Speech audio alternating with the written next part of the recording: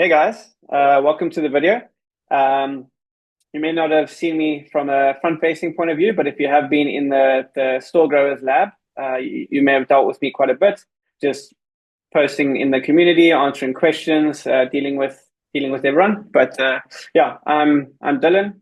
Um, Recently, just formed more part of the front-facing team at Store Growers, doing the head of Google Ads strategy, working alongside Dennis.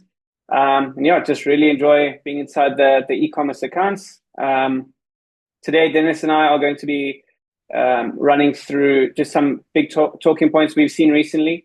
We've been doing quite a few audits for clients at the moment, and we've noticed some common mistakes across the board from each of them. So we thought it would be of some really good value if we just jumped on the call, talked shop a little bit, and really just explained what kind of issues we are seeing and kind of some of these easy fixes.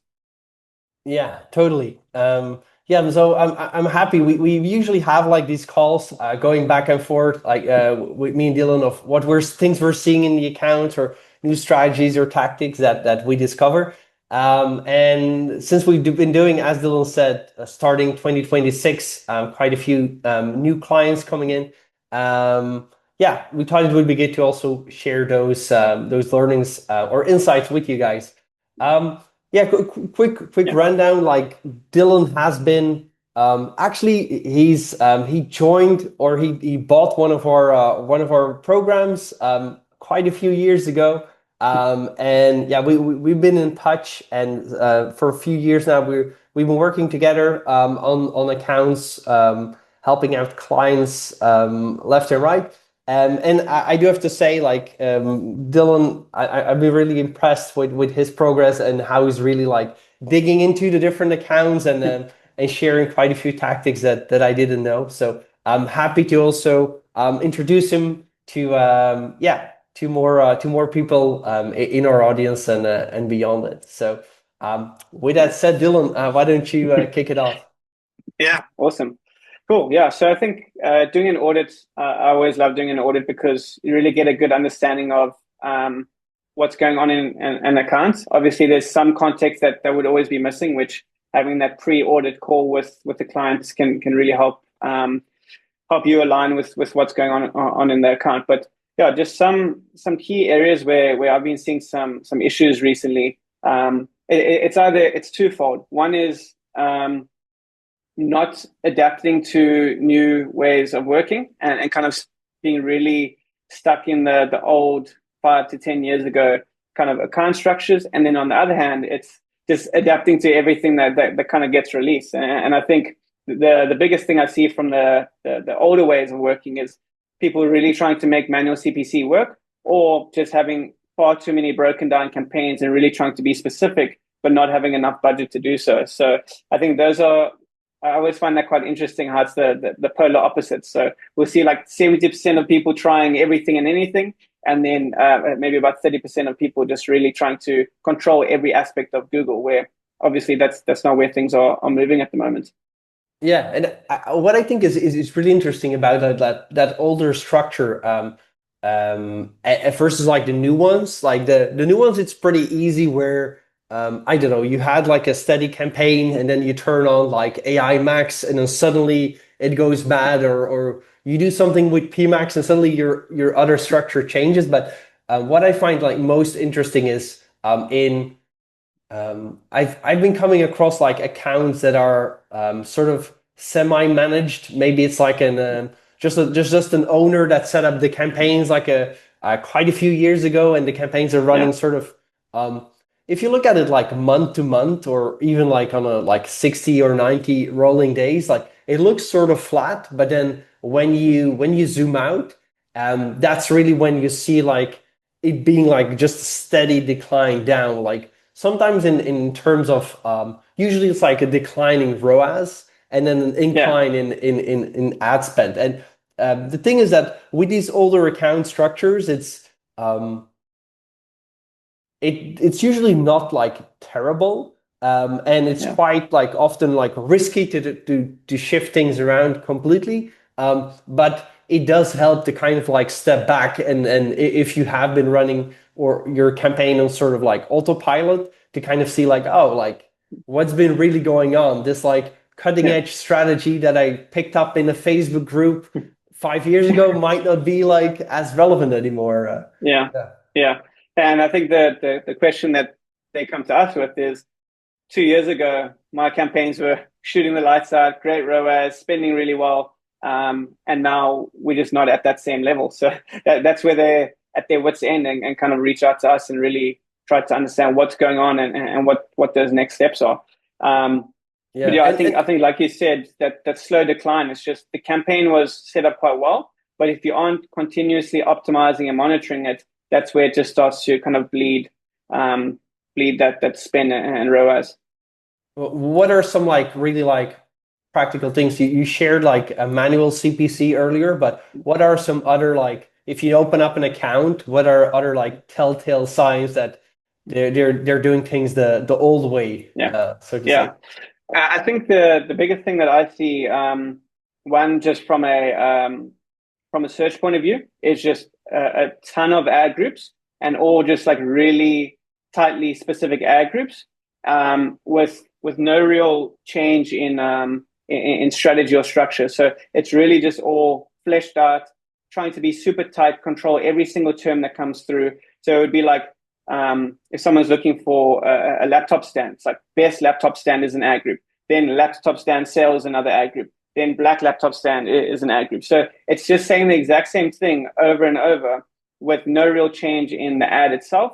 But then also just trying to split out all of that data across far too many ad groups at the end of the day. Whereas Google's kind of moving into a way of being a little bit more consolidated, a little bit more simplified as well.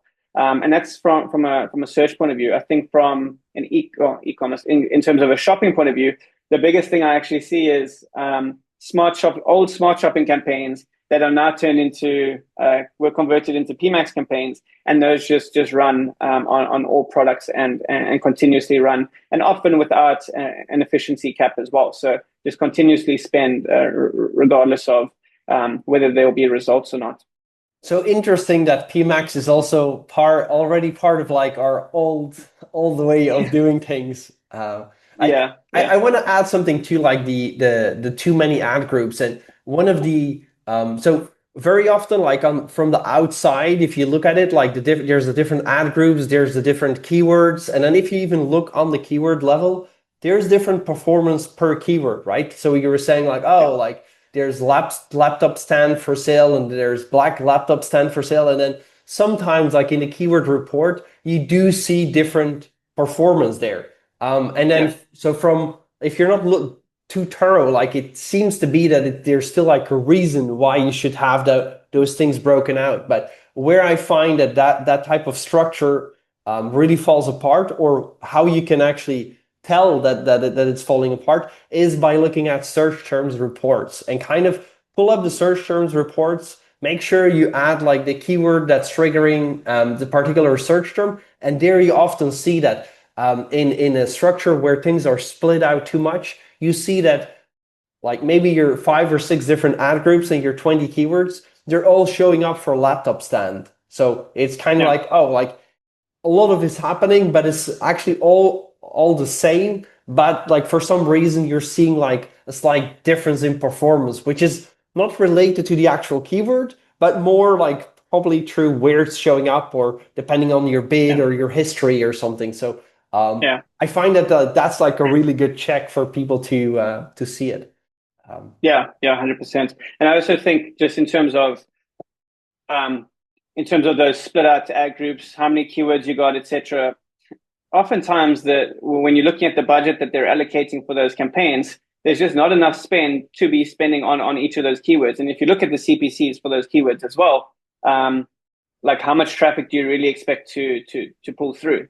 So now you're really trying to be competitive and specific across a certain amount of a core amount of search keywords and themes, but now you're just splitting it out and expanding far too much for what your budget can handle.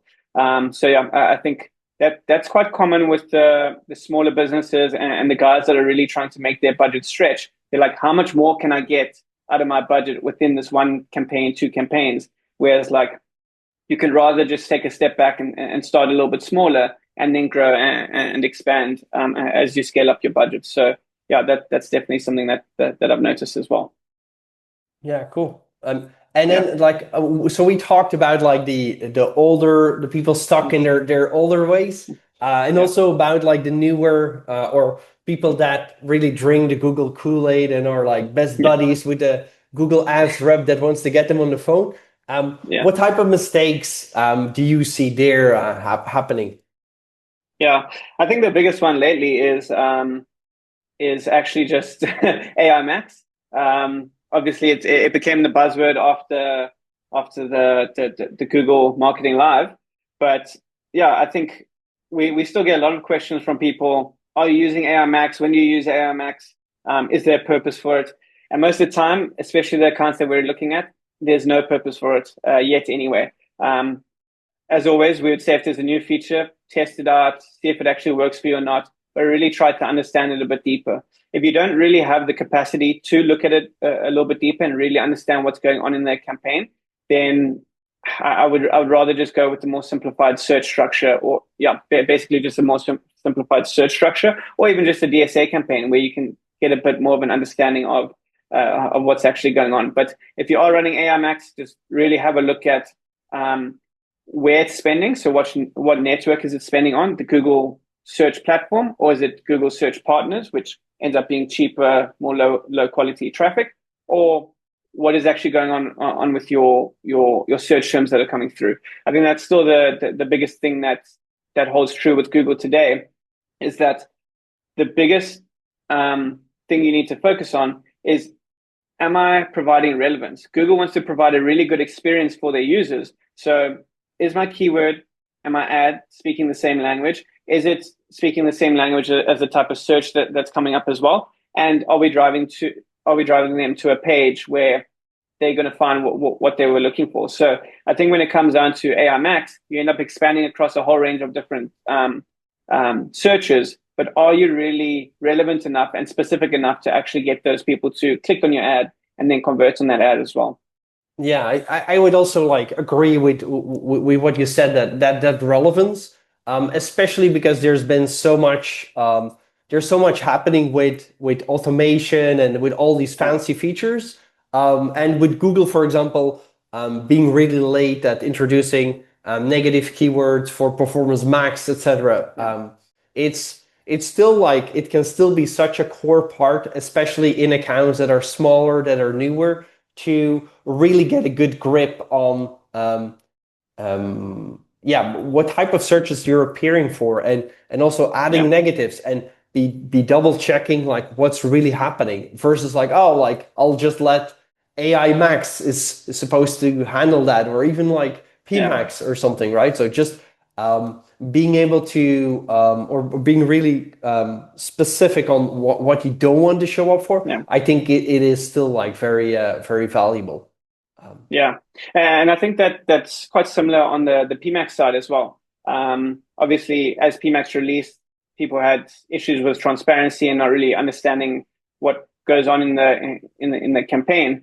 But people now, with some of the audits we'll look at, is they will only run PMax. That's the only thing that they know what to do when they're setting up a campaign, because it's being pushed by Google so much. And then they wonder, oh, why am I not getting a good enough ROAS? And then you look at something like the channel performance report, which we say always test a new feature. This was a really welcome new feature that came out. So if you aren't using the channel reports at the moment, I would definitely recommend having a look at that. But it can really help show you where the issues are with your campaign.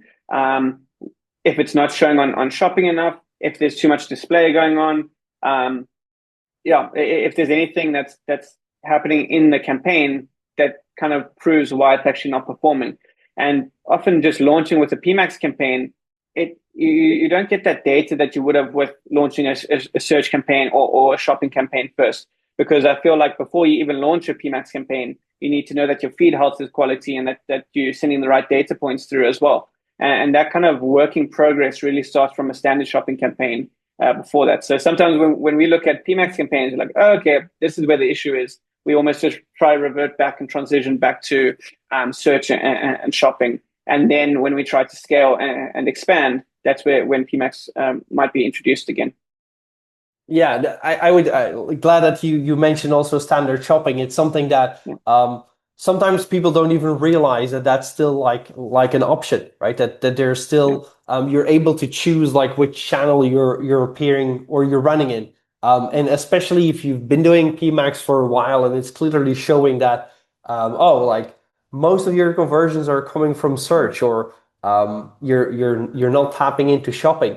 It yeah, doesn't mean that it's like it's bad, like, and you should stay away from shopping. It yeah, simply means that Google is able to get sales or get your results or hit your ROAS target in a much easier way through the ways that they've been doing things. Or yeah, there's so many things from that Performance Max channel report. So I would say that if you're watching this and the only thing you take away from this is like opening up that report and seeing what goes on, what's going on. I think to me that would be like the biggest takeaway, because there's so many yeah, rabbit holes you can go down after. yeah. But yeah, definitely recommend that. Yeah, I think if you had to go have a look at that, people would very much understand how much time they're wasting trying to create new images, creatives, text, all of that stuff, because there's such a low amount of spend sometimes going to those visual placements that are not using products. And if they are, great, but 90% to 95% is being spent on shopping and search anyway. So if you're going to spend some time working on ads or anything, I think your search ads probably need work, because something that we've noticed as well is, from a search ad perspective, it's just a checkbox. It's let's get those 15 headlines out, let's get those 4 descriptions out, and it basically is just a description of what the offer is, and maybe some brand related terms, and maybe a call to action here and there.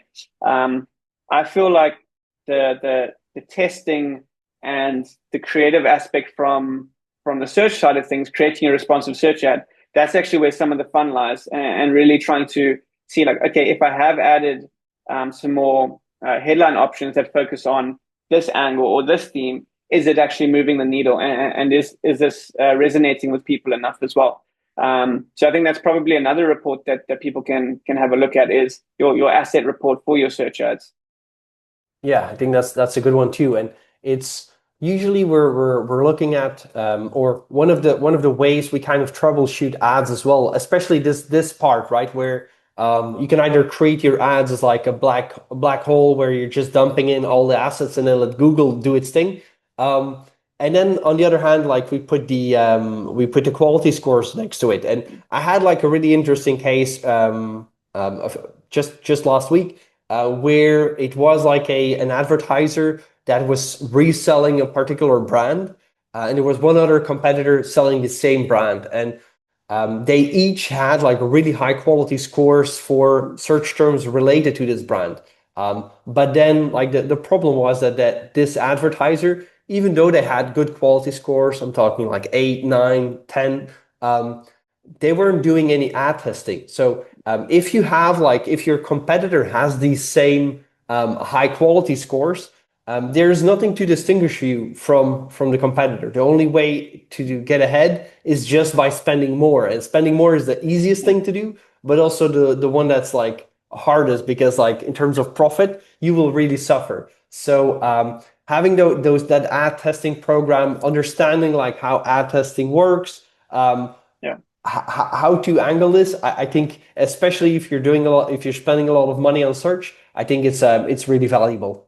The sun is yeah, really like killing me here. yeah. Yeah. Yeah, just sticking with search as well. I think sometimes just, I know people set up campaigns with like the best intention, obviously with their best intentions, but they would label it like search generic and then one search product specific. But then when you start digging deeper and it's all on broad match, you're not really ending up, you don't really end up doing what you intended to do initially, right? I'm not going to sit here and say broad match is inherently bad, because we have seen good results from it, and some success. But if they are trying to focus on only product specific terms and not have those generic terms come through, opening up to broad matches kind of defeating the purpose, because it will expand into other types of searches anyway. So that's sometimes like the first thing that I'll check when I do an audit is, what does the account structure look like? what's the naming conventions, and are the campaigns actually doing what they're intended to do? And a similar concept with a dynamic remarketing campaign. People have it as dynamic remarketing, think that they've uploaded all the audiences, and then they've checked the optimized targeting box, which essentially means it's expanding beyond your dynamic remarketing audience. So yeah, just digging deeper into your accounts it can be really important. I was saying to Dennis earlier, it's like just auditing your own account and having taking a step back and really trying to add some fresh eyes onto your account is super important. And yeah, just really try to understand, are my campaigns aligning to business goals, and am I spending the budget in the areas that are going to reach those business goals as well? So yeah, just really start to take a look into those campaigns. Yeah, I think like also wrapping up this call, doing that exactly what Dylan outlined, like taking a step back and looking at those basics, maybe some of the things that we talked about here today, about PMAX, about older structures, about search and about the actual ads, the responsive search ads. Taking a look at those. Also looking at like longer time frames, I think that's a great place to kick things off in 2026. Yeah, Yeah.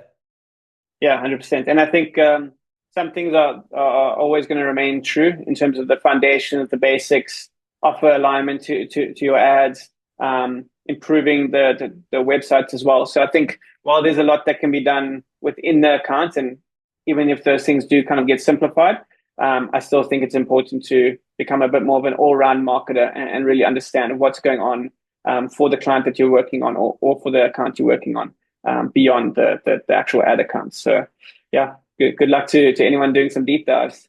Yeah, sounds good. Thanks a lot, Dylan, for sharing your insights. And yeah, we might do this again. Yeah, cool. See you guys. Bye. Bye.